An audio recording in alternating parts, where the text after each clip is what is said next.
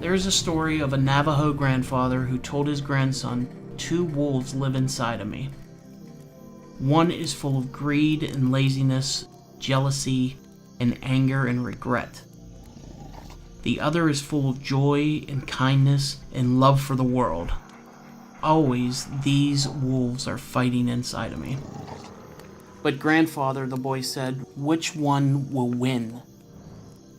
The grandfather answered, "The one that I feed." I think of all the addictions that are out there, an eating addiction is one of the hardest to overcome because it's necessary to live. It's hard for somebody who had a trouble with it to differentiate what you needed to do versus what you wanted to do. Food became a real powerful thing for me. It's me standing here in the kitchen, 2:30 in the morning, and I'm not feeling very good about myself. Had a really rough day at work and not able to sleep today, and this is what I'm staring at. I'm trying really hard not to go in there. Sometimes this sickness just really controls me. Where most of this started was probably, I would say, around 3 or 4 years old. You know, my mother did some inappropriate things with me when I was 4. When she came home late at night, I'd be in my room and I'd hear her, and I'd just, I'd want her to just come and see me. Most of the time she didn't want to deal with it, so there was a pretty wide gap under my door, and she used to just shove sandwiches under the door. Instead of giving me a hug, I got a sandwich, so. To this day, sandwiches are like one of my biggest comforts. If they serve bread with dinner and I'm having chicken parmesan, I'm gonna put it on the bread and make a sandwich out of it. I can remember times as a kid, a half hour before my mother was making dinner, I would sneak a couple peanut butter and jelly sandwiches down to the garage and then come up and eat dinner. I would just sit on these steps in the garage here, door would be closed, and then I would sneak back out. Because of the abandonment, all I wanted was acceptance. It was about 3rd grade, and this one kid said, "I can eat more pizza than you." So all the kids in my class divided up their 2 slices of pizza between us, and I went through it, and I heard people cheering. I think it was more laughter for them, but acceptance for me. Food's not the answer. Food is a necessity of life. It's not going to solve your problem. I got a page from home, and then I got a 911 page. My dad answers the phone, and he says my brother Paul had died. He was 32 years old. And every time I talk about this, it drives me crazy. That's the out of control, that one. It took me probably well over 2 hours to get here, but not before I stopped at the fast food restaurant. So I looked at the receipt, I didn't even know what I had.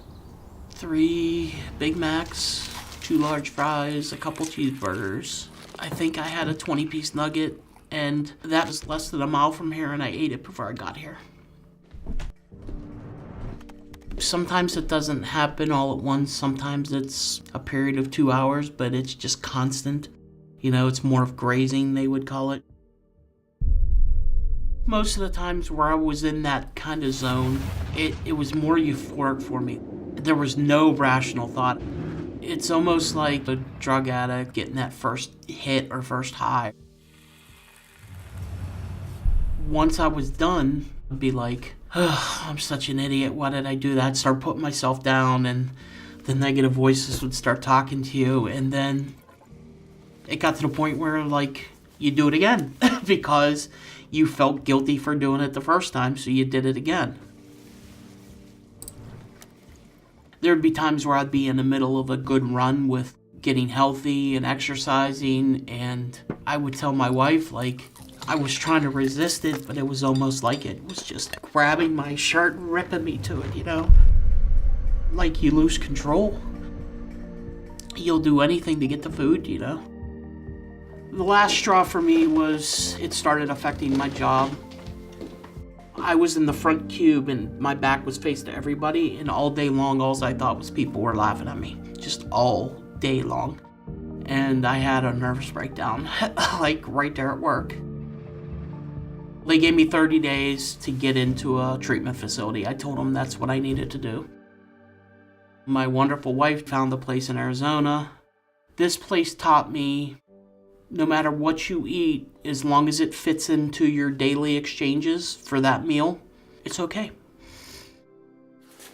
This is an example of a meal plan.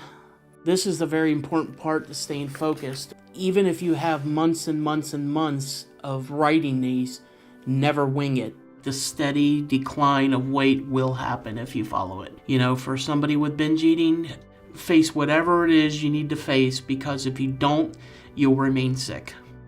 I'm in a silly mood today. I was thinking about the time when I came home from treatment.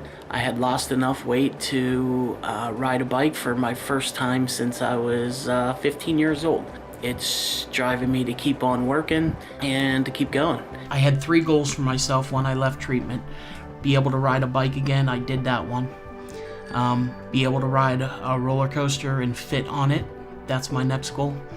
And the last one is to have a child.